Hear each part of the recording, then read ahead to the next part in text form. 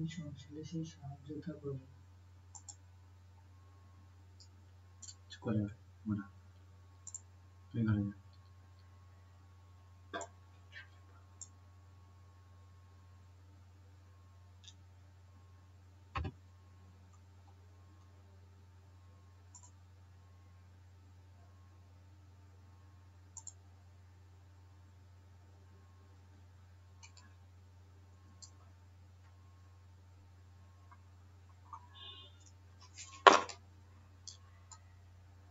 যা রেকর্ডিং হচ্ছে তো নিশ্চয়ই।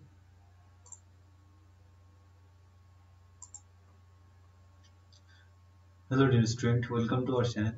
দেখো, আমি তোমাদের কম্পিটিটিভ লেভেলের জন্য যে পার্সেন্টেজ চ্যাপ্টারটা শুরু করতে চলেছি এটা আমি কন্টিনিউ করব।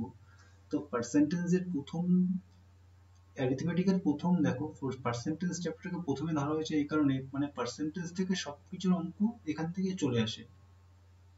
তো দেখো, পার্সেন্টেজ শিখতে গেলে প্রথমে কনসেপ্ট শিখতে হবে, তারপরে তোমাদেরকে অ্যাডভান্স লেভেলে আস্তে আস্তে করে যেতে হবে।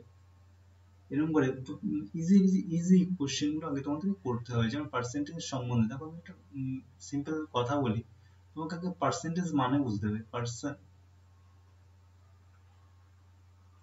পার্সেন্টেজ বা এই চিহ্নের মানেটা বুঝতে হবে। দেখো, যদি তোমাকে বলা হয়, সিম্পলি ভাষায় বলা হয় 100%, মানেটা কি?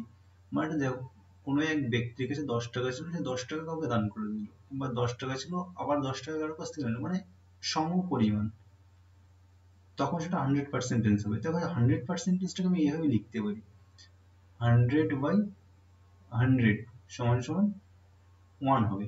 তো 1 ইউনিটটাকে আমি 100% বলতে পারি। আবার দেখো, যদি আমি এটা লিখি 20%, এটাকে আমি কি লিখতে পারি? 20/100,